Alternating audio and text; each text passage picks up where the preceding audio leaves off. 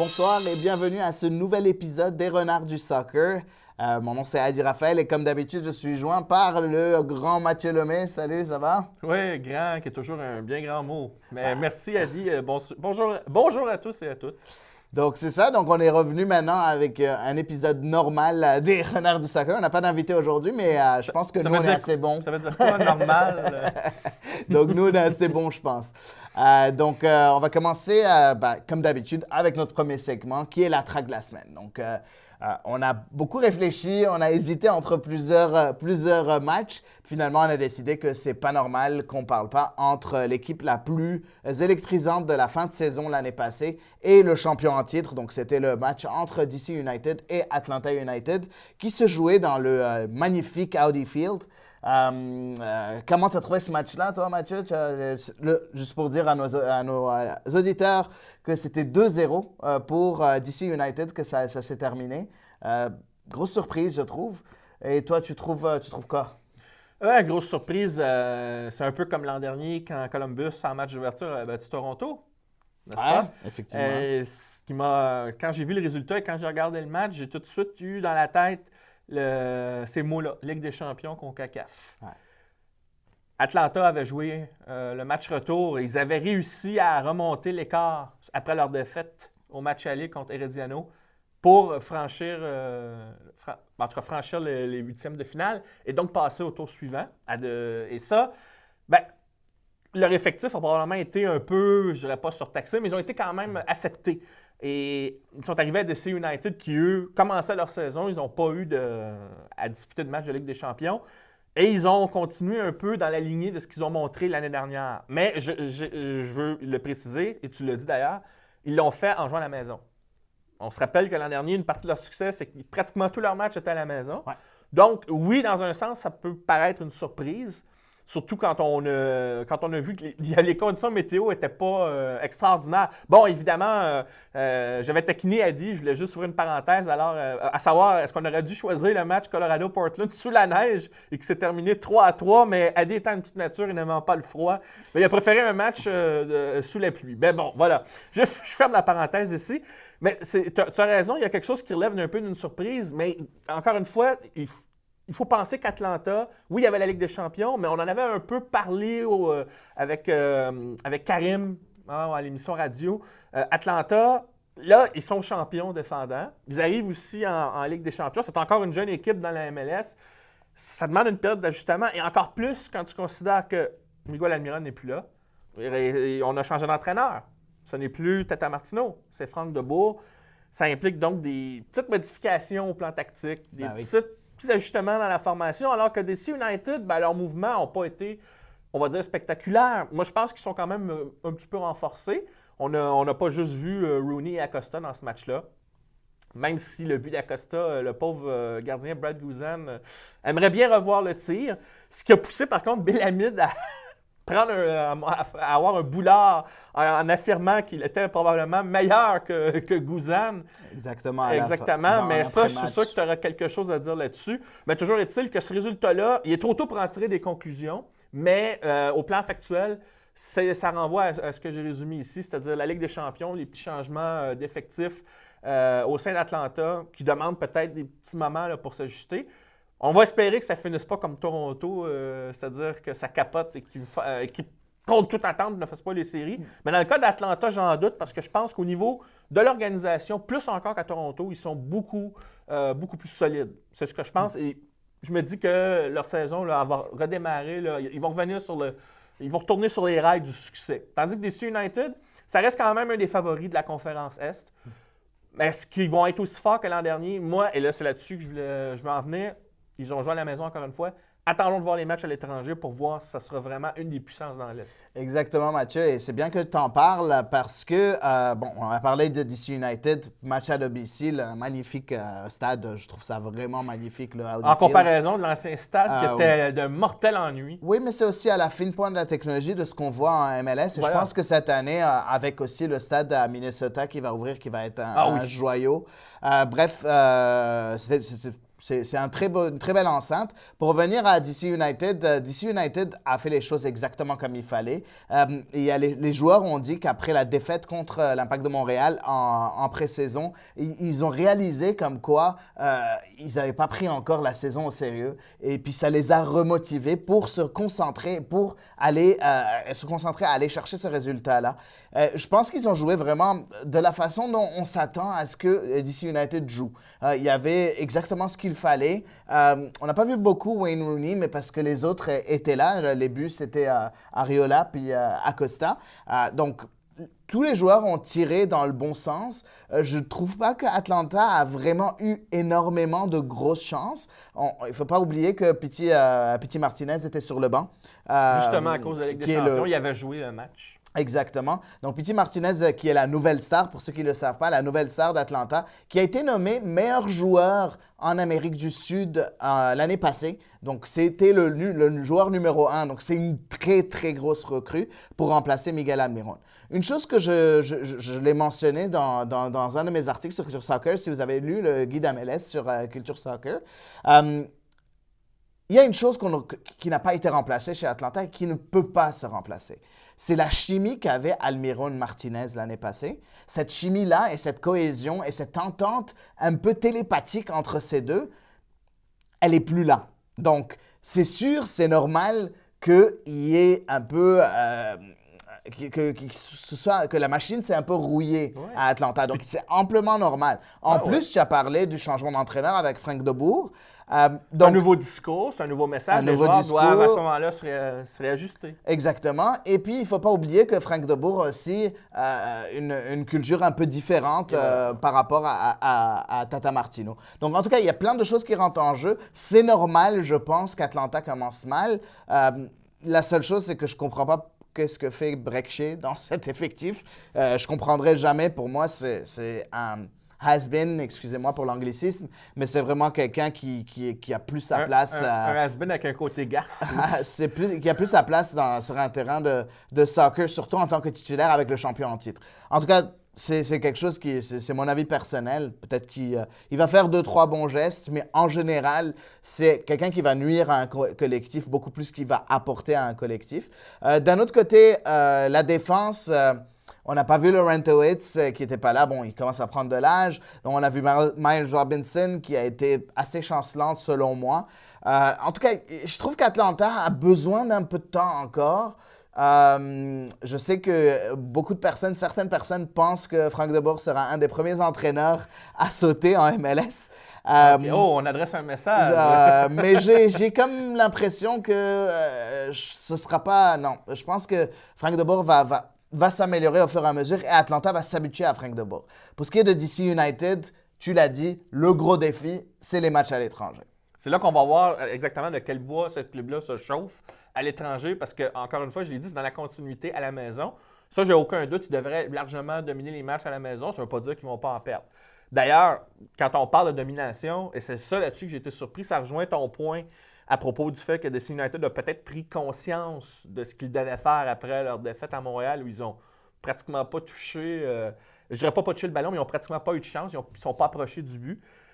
Ils ont dominé les duels, mais de long en large contre Atlanta. Alors donc, c'est pas juste une question de tactique, il y avait une question de volonté. Ça, là-dessus, je pense que s'il y a une leçon à retenir, et si on veut battre Atlanta ou éviter d'être intimidé, ben c'est justement d'être dans l'engagement total. Mais c'est un peu, ça symbolise un peu ce que Wayne Rooney a apporté à cette équipe-là par son caractère. On a l'impression que beaucoup de joueurs ont hissé leur jeu d'un cran et même le talent a ressorti. Et ça, tant mieux, parce qu'on aurait pu croire qu'Acosta aurait été dérangé avec l'histoire du Paris Saint-Germain. Avec son transfert avorté, ça n'a pas paru, mais ça n'a pas paru. Et je pense que DC a fait en sorte de jouer exactement son plan tactique. Ils ont laissé la possession à Atlanta, ils ont joué en contre-attaque. Et si vous regardez en nombre de tirs, DC a presque le double de tirs d'Atlanta. Voilà. Donc, ça ne veut pas dire que si on n'a pas le ballon, on est une moins bonne équipe. Au contraire, la tactique était magnifique de Ben Olsen. Et puis, on va voir ce que ça va donner. En tout cas, c'était très intéressant comme match, comme premier match de la saison. Et je reste persuadé que Guzan est encore meilleur qu'Hamid. Mais je parle en termes de CV ou de carrière, même si Hamid est un des meilleurs gardiens MLS. Mais Guzan peut arriver et dire, mais c'est moi qui ai le titre. Oui, effectivement, effectivement. Puis il a joué quand même dans de très grands clubs, Brad Guzan, tandis que Bill Hamid, en Norvège, en Norvège ou au Danemark, je ne me rappelle plus, il a eu du mal à être numéro 1. Donc bref, on ne peut pas comparer les deux. Donc c'est ça qui va clore notre premier segment, la track de la semaine. On va prendre une petite pause, on revient tout de suite avec le second. Notre second segment, le Renard Bleu, segment qui porte sur l'Impact de Montréal. L'Impact qui a débuté sa saison à San Jose contre les Earthquakes. Et l'Impact fut avec DC United, dont on a parlé tantôt, mais également le Toronto FC contre Philadelphie. La troisième équipe dans la conférence Est qui a remporté une victoire. D'ailleurs, lors des matchs d'ouverture, la majorité des matchs sont soldés par des verdicts nuls. Si je ne m'abuse, je pense que Seattle qui a remporté une victoire écrasante contre le FC Cincinnati. Et je pense aussi Minnesota qui a battu Vancouver dans l'Ouest. Bref, il y a eu beaucoup de verdicts nuls, mais dans l'Est, l'Impact a profité du fait que seulement Toronto et DC ont gagné et ils ont réussi à avoir un excellent départ en battant les Earthquakes 2-1. Ce qui est exceptionnel, c'est que l'an dernier, l'Impact n'avait eu qu'une seule victoire après avoir tiré de l'arrière ou concédé le premier but à l'adversaire. Et il commence d'entrée de jeu, il concède le premier but aux Earthquakes, mais l'emporte 2-1 et on rebondit pratiquement tout de suite. Et ça, c'est une des choses qui m'a vraiment étonné dans le match. On en a eu l'occasion d'en parler avec Karim hier à la radio, mais on va élaborer un petit peu. Adi, toi, qu'est-ce que tu as pensé du match contre les Earthquakes? J'ai pensé que, comme je l'avais dit, je le martelais pendant toutes les 2 dernières semaines en disant « Pensez pas que ça va être facile à San Jose ». Et effectivement, on l'a vu que ça n'allait pas être facile, que ça n'avait pas été facile. C'est pas parce que l'Impact est mauvais et c'est une mauvaise équipe. C'est pas parce que c'est le début de la pré-saison. Non, c'est parce que les Earthquakes se sont renforcés. Les Earthquakes sont de loin meilleurs que l'année passée. Je doute très fort que San Jose finisse dernier de la conférence. Je les vois même se batailler pour une place en série, pour la 7e place. Ils devraient être dans ces eaux-là à la fin de l'année. Donc ça, c'est déjà, je l'avertissais dès le début. Et puis, c'est ça, on l'a vu samedi. San Jose a une identité, une nouvelle identité avec Mathias Almeida. Et pour l'Impact de Montréal, je pense qu'ils se sont super bien adaptés avec ça. Il y a eu déjà un certain marquage au milieu qui est un peu plus bizarre que ce qu'on voit plus de nos jours, en fait, qu'il y a un certain marquage individuel entre les joueurs de San Jose au milieu de terrain par rapport au milieu de terrain de l'Impact de Montréal. Mais je pense que Rémi Garde avait pris ça en compte, puis on a vu que nos milieux de terrain ont eu assez d'espace pour pouvoir s'exprimer. On voit que notre milieu de terrain, Safir Taider, qui a fait un but et une passe décisive. Bon, la passe décisive, c'est pas vraiment très Il a quand même décisif, connu un match exceptionnel au-delà de ça. Il a connu un très, très, très bon match. Il a été nommé sur l'équipe de la semaine par la MLS avec Zakaria Diallo, qui pour moi a connu un match du tonnerre. La preuve, je l'avais nommé Saputo d'or avec nos amis du CanFC. Donc, Zakaria Diallo, c'est vraiment, pour moi, j'avais aucun doute que ça allait être un défenseur de très, très, très haut niveau. J'en parle dans les autres épisodes de Renard. J'en ai parlé dans toutes les émissions dans lesquelles j'ai été. Zakaria Diallo, c'est un gros plus. C'est une nouvelle recrue. C'est un gars extrêmement bon. Après, bon, il a été fautif sur le premier but. Il ne faut pas oublier, c'est à cause de lui que ce premier but est rentré. Par contre, dans le reste du match, il s'est bien rattrapé. C'est lui qui a donné la passe décisive. Il a fait une petite percée au centre du terrain qui est quand même extra intéressante. D'un autre côté, j'ai bien aimé tout ce que j'ai vu. En fait, je n'ai pas vu de maillon faible pour l'Impact de Montréal et c'est ça qui m'a le plus impressionné. On a toujours quelqu'un qui joue un peu moins bien. Je n'ai pas trouvé quelqu'un était mauvais. Je sais que plusieurs critiquent sur les médias sociaux Victor Cabrera. Il ne faut pas oublier que Victor Cabrera était sur un marquage individuel avec Chris Wondolowski. Et Chris Wondolowski n'a eu aucune chance de marquer.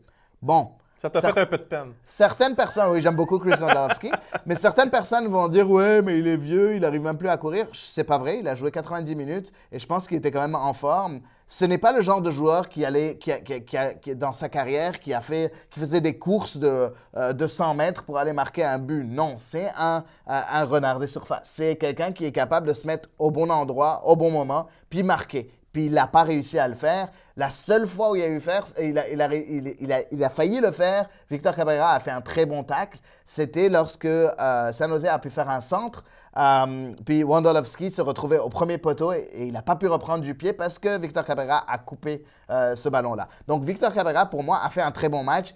Il a eu, une erreur ou deux, mais en général, son match était très correct. Après, c'est très encourageant pour l'Impact de Montréal de commencer avec une victoire. N'oubliez pas que l'Impact de Montréal a gagné juste 3 matchs à l'étranger l'année passée. Déjà 1 à son premier match, c'est déjà très, très bon. Il faut continuer. C'est un bon point. Moi, personnellement, de ce que j'ai compris du match, c'est que tu as raison à propos des Earthquakes, c'est en tout premier lieu. Mais moi, je vais rajouter une chose. On a senti quand même dans ce match-là que pour Almeida et aussi les nouveaux venus, il y a peut-être quelques petites leçons d'apprentissage qu'ils ont connues dans ce match-là aussi.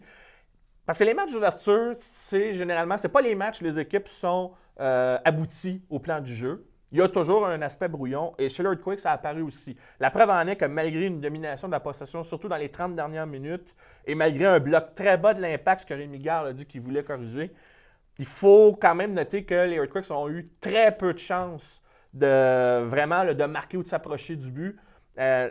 Ça se voit par les tirs cadrés, la différence, elle est minimale. L'Impact a aussi gagné la majorité de ses duels, ce qui, quand même, indique déjà une continuité par rapport à l'an dernier. Et c'est là-dessus où je veux en venir, c'est que l'Impact a gagné, j'ai l'impression, parce que Rémi Gard savait que son équipe était peut-être pas rodée. De l'autre côté aussi, probablement. Et la différence, c'est que Rémi Gard a fait preuve d'un peu plus de pragmatisme qu'Almeida au courant du match. Même si l'équipe s'est peut-être trop repliée à son goût, je pense que ça faisait partie du plan de ne pas prendre trop de risques au fur et à mesure que le match avançait. Cela dit, j'ai bien aimé l'attitude globale de l'équipe. Ouais. On concède un but après 9 minutes, on a réagi tout de suite, on a continué à suivre le plan de match et on est allé chercher 2 buts avant la mi-temps. Il n'y a pas eu de panique. Il n'y a jamais eu de panique dans cette équipe-là. Et ils sont repliés Oui, ils sont repliés loin en arrière, mais je n'ai pas senti de mouvement de panique. Et l'autre exemple, c'est qu'ils n'ont pas fait de passes précipitées comme ils faisaient avant. Ils ne faisaient pas non plus de ce que j'appellerais de revirements qui leur coûtaient cher dans leur propre territoire. Souvent, les Earthquakes, pour leurs interceptions, c'était dans la zone des Earthquakes, donc il fallait qu'ils repartent un peu plus loin. Alors, cet aspect-là global, alors oui, Rémi Gard admet qu'il y a des choses à corriger. Je pense qu'il était prêt à vivre avec ça. Alors, il a dit à ses joueurs, probablement, là, mais il va falloir qu'on bosse. Ils n'ont pas sous-estimé l'Earthquake, c'est là-dessus. Je suis d'accord avec toi et j'ai bien aimé cette attitude-là. Ils perdent 1-0, ils réagissent très bien. Et malgré la pression, ils tiennent, ils ne craquent pas, ils plient, mais ils ne rompent pas. Et Diallo, entre autres, Taider ont connu des forts matchs. Ce sont de beaux exemples. Il y a Urruti qui a bossé. C'est incroyable. Il n'a peut-être pas marqué de but. Il n'en marquera peut-être pas des tonnes, mais il a été extraordinaire dans le travail défensif, dans les tacles. Oui, j'aimerais ajouter quelque chose par rapport à ça parce que j'entends beaucoup de monde parler de Urruti que s'il continue à travailler autant défensivement, il ne va jamais marquer de but. Ça ne sera pas comme ça tous les matchs. Exactement. Merci beaucoup, Mathieu. C'est ce que je pense aussi. Ce ne sera pas comme ça dans tous les matchs. À la maison, on joue à l'extérieur. L'Impact a marqué 2 buts, donc là, ils ont dû se replier. Le bloc était un peu trop bas. Selon Rémi Gard, selon moi, j'en ai parlé hier à la radio, il était un peu trop bas. Au fur et à mesure que l'Impact va gagner en confiance et va s'améliorer tactiquement, on va voir Max Urruti être un peu plus haut, donc ce qui va faire en sorte qu'il aura des occasions de marquer. Je suis toujours confiant que Max Urruti va marquer plus que 10 buts et plus. C'est ce que moi, je pense que Oui, je pense qu'il va marquer sa part de but. Et juste pour conclure sur le match, tu sais, quand je disais que les Earthquakes devaient apprendre, un des nouveaux venus, justement, des Earthquakes, a pris une tasse de café contre Piatti sur le but de Piatti. Oui, Espinoza qui sur son aile gauche. Et sa réaction après le but voulait tout dire. Il s'est dit, mais qu'est-ce que je pouvais faire contre ce joueur-là? Piatti qui est argentin, je me demande... Dans ma tête, je me suis dit, est-ce qu'Almeida ne revivait pas, est-ce qu'il n'a pas connu Piatti autant de River Plate, de San Lorenzo et tout ça, alors qu'il était à River Plate, je ne sais pas trop. Bref, en tout cas, je ne sais pas, il a peut-être réveillé des souvenirs. Mais sur ce but-là, je vais y revenir rapidement. Et ce qui est le signe du caractère de cette équipe-là, en tout cas pendant le match, tous les joueurs, sans exception, sont allés célébrer avec Piatti. C'est rare qu'on a vu ça avec l'Impact. Ouais. Moi, tout ça, quand j'ai vu ça, je me suis dit, les gars, ils sont dedans. Ils sont dedans dans le match. Vraiment dedans. Et quand Safia Taider a dit que c'est une victoire qui a une des plus grandes satisfactions, C'est parce que, justement, c'est la force collective qui a gagné. Et je pense que c'est là-dessus que l'Impact va tabler, parce que c'est pas l'équipe la plus talentueuse, il faut le reconnaître sur papier. Mais s'ils jouent collectivement comme ça, ils vont être beaucoup plus difficiles à battre et ça va forger peut-être une partie de l'identité de l'équipe cette année. On croise les doigts et on espère que ça va aller très bien pour l'Impact de Montréal. Contre le Dynamo. C'est ce qui conclut notre segment Le Renard Bleu sur l'Impact. Mais ne bougez pas, on va s'absenter juste quelques petites secondes et on vous revient tout de suite après. Nous revoilà dans la troisième partie des Renards du Soccer, les à côté du gibier. Et cette fois-ci, bien évidemment, on ne peut pas laisser passer l'occasion de parler de l'équipe nationale féminine canadienne qui jouait un tournoi on va dire de pré-Coupe du Monde, parce que la Coupe du Monde se joue cette année. Et c'était l'Algarve Cup qui se joue au Portugal.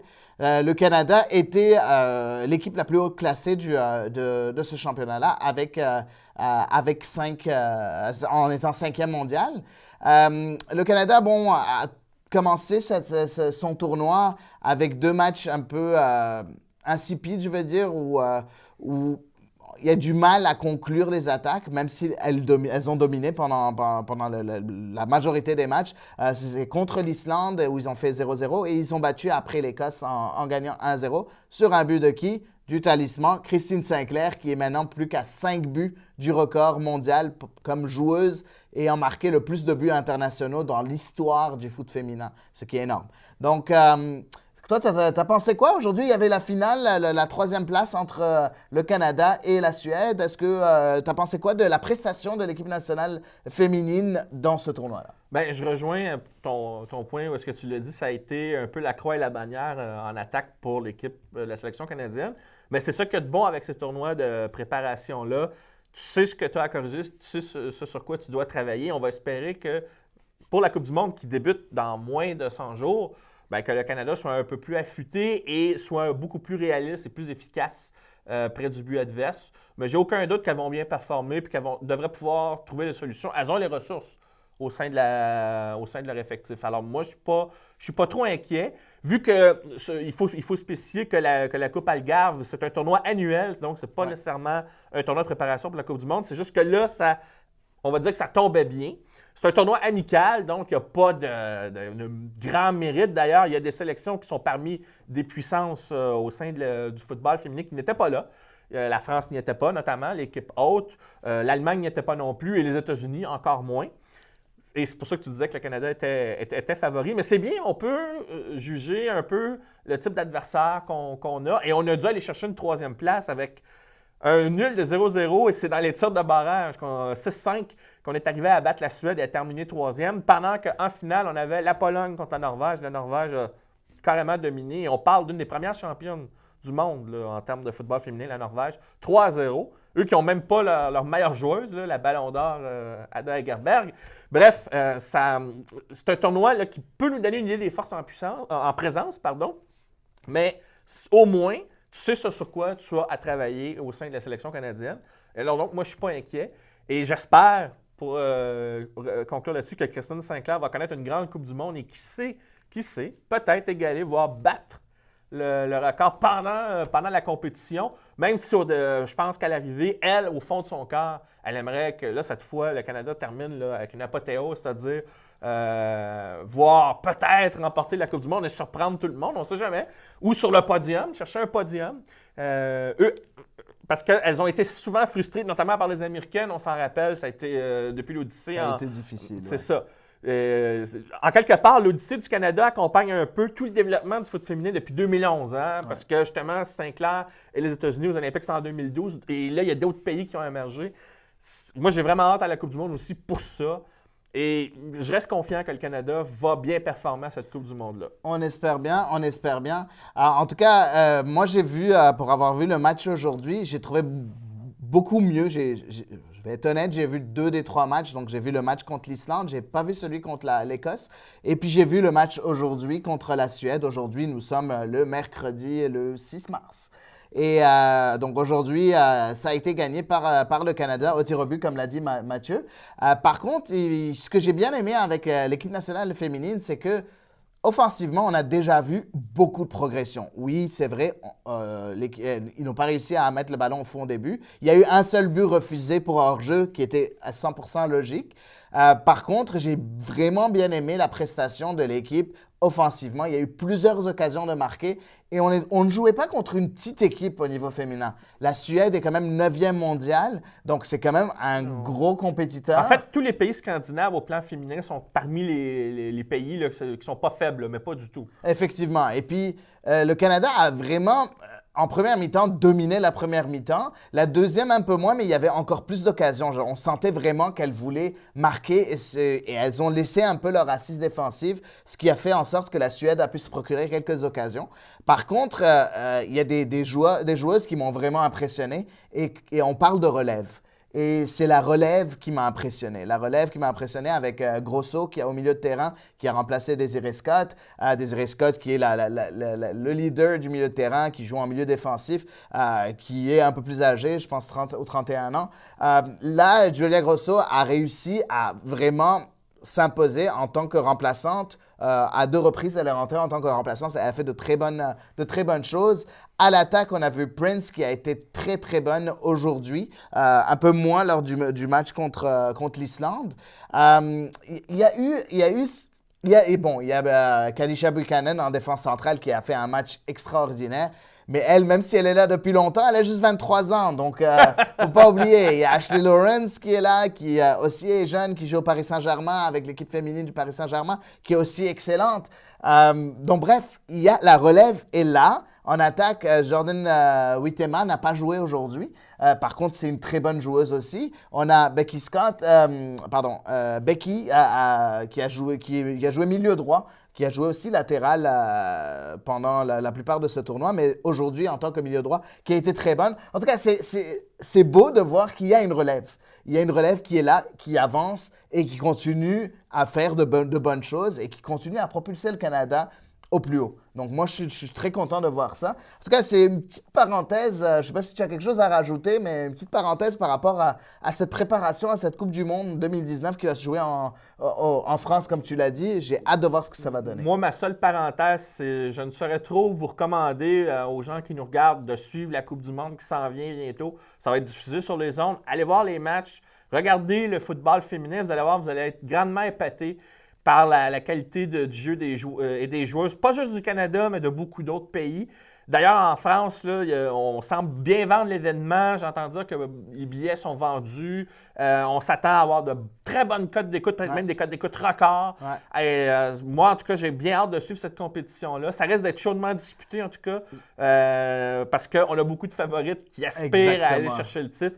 Et ça promet. Vous allez peut-être trouver que c'est un style un peu différent des hommes. C'est différent, mais c'est aussi bon. C'est aussi bon, on peut vous le garantir. Effectivement. Ben, écoutez, c'est comme ça qu'on va clore notre épisode des Renards du Soccer. J'aimerais remercier, comme d'habitude, City Vision et notre cher David Dixot qui est juste en face de moi.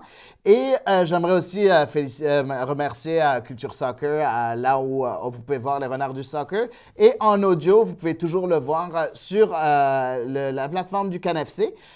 C'est sûr qu'on a on a fait un nouveau système maintenant où la bande audio est disponible quelques jours plus tard après la vidéo, mais elle sera toujours disponible sur le CanFC, ça vous en faites pas. Donc voilà pour les Renards du Soccer cette semaine. On se voit la semaine prochaine. Au revoir.